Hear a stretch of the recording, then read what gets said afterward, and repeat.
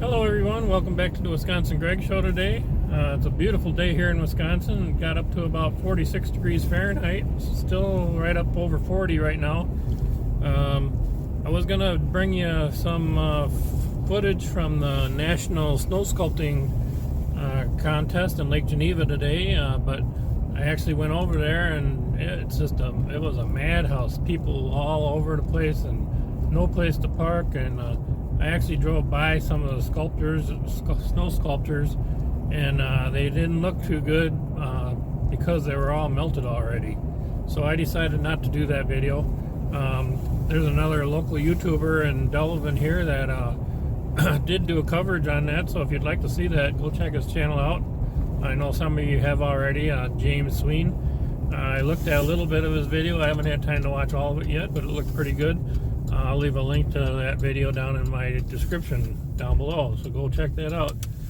Anyways, I just thought I'd come on here and do some car talk. I'm on my way to Janesville now. I'm going to listen to a local band. I've been thinking a lot of stuff goes through my mind you would not believe. My wheels are just a-spinning all the time. Some of you might not know, but I'm pretty big in politics. I love politics. I don't bring it up on my channel, and I don't plan on bringing it up on my channel. But one thing that I have noticed just recently, this morning, I read an article from one of my Facebook friends, and it was about a community. It was between here and Burlington, my house in Burlington. It's called Spring Prairie Township, and they've been petitioning, trying to fight a gravel pit from going in the area. I guess I don't know all the reasons exactly. I'm guessing some of it probably to do with well water and all the trucks and traffic and noise, and I've heard I think their property values are going to go down and stuff because of it, and it got me doing a lot of thinking in my head. Like I said, I don't want this to be brought in any politics in the discussions or in the comments or anything below, but I just thought I'd bring up some things that could possibly you could do in your community that could maybe prevent something coming into your community that you don't want there. And I've been thinking a lot. One thing I was thinking about is why is he wanting to sell out his property for a gravel pit? From what I understand, I didn't read the article completely, but it sounded like some of the neighbors are mad at the neighbor that is trying to get the gravel pit in there. I think, well, why would he do that? Because the community, they feel like he's not sticking up for their community. He's only watching out for himself. And there may be several reasons because of that. And some of the things I thought of is, well, maybe he's got to pay his own health insurance. Maybe the property taxes around there are crazy. He can't afford his property taxes. Wages around there might be low, which I'm guessing they might be, because it's a small community. You'd have to drive a little ways to go get a pretty good paying job.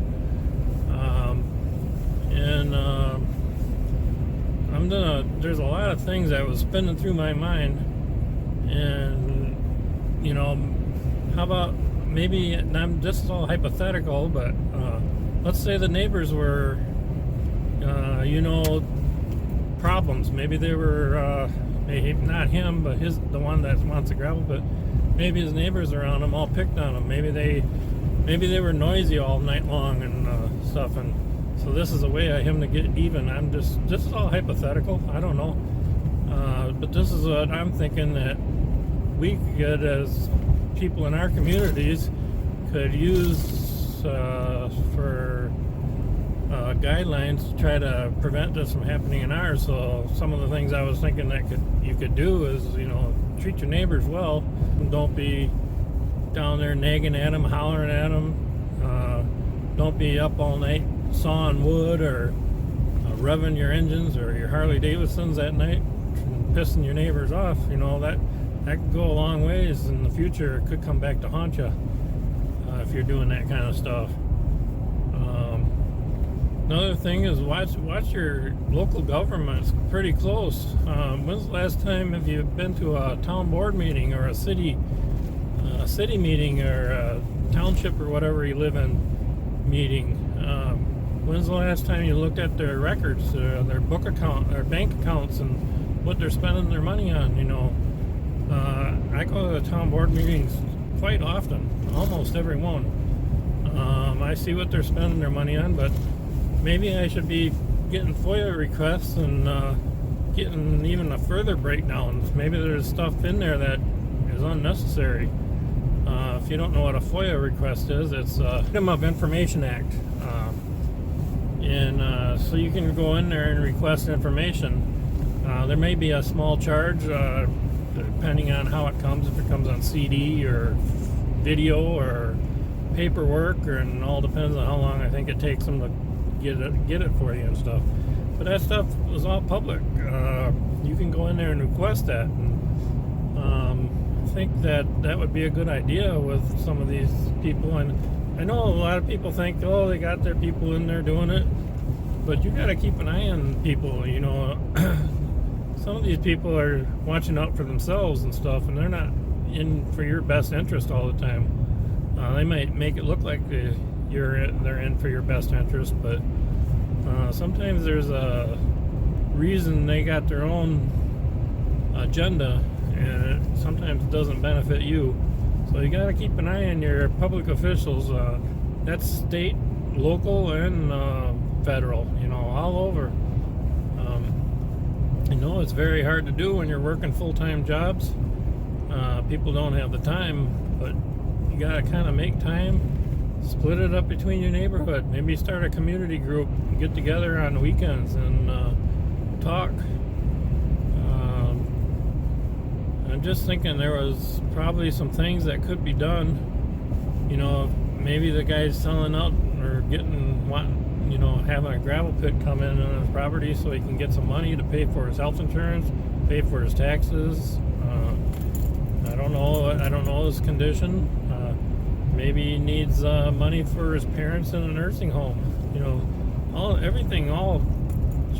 It's a one big. It all lumps together. Everything. So the best thing we can do as a community is try to keep costs down for everything.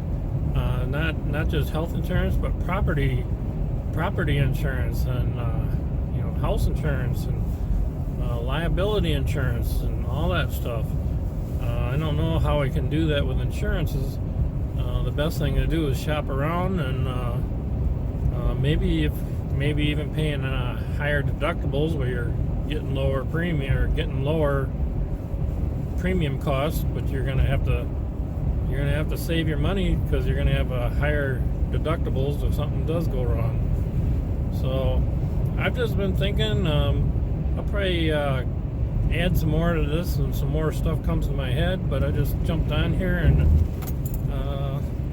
I like all this stuff. It's pretty interesting how everything connects together, I think. So I'm gonna just put this on pause, and if I think of anything else, I'll be back on here again. Okay, I'm back. I had to get gas in the truck and stuff, and I'm at the place in Janesville where I was headed. I'm here, gonna go listen to some local bands playing some music. But anyways, there was a couple other things I thought of.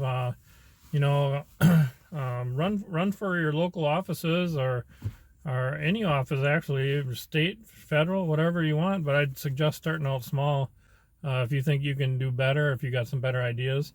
Another thing is possibly maybe at your local board, town board or city meetings, maybe you can get some ordinance passed if there's certain things you don't want in your community ahead of time, so that this would never come up in the future. Anyways, I'd love to hear what you got, suggestions that could maybe make your community better in the future, so stuff like what's going on in Spring Prairie doesn't happen in your community.